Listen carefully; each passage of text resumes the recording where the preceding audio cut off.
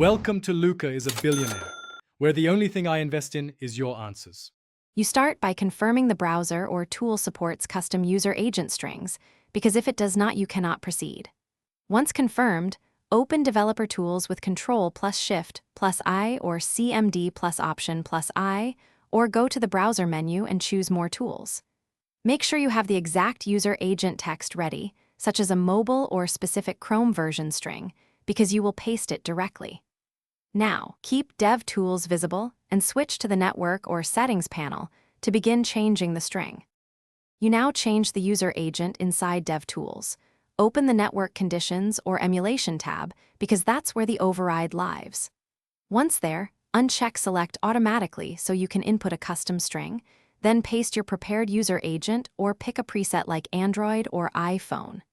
After setting it, reload the page to ensure the server sees the new agent. To verify, open the console and run Navigator, user agent, or load a test endpoint that echoes headers. This confirms the change worked. You finish by making the override persistent when the tool allows, which saves time across sessions. If the site still behaves unexpectedly or blocks you, try slight variations of the user agent string or clear cache and cookies and reload, because some servers cache behavior per session. If nothing works, inspect response headers for server-side checks.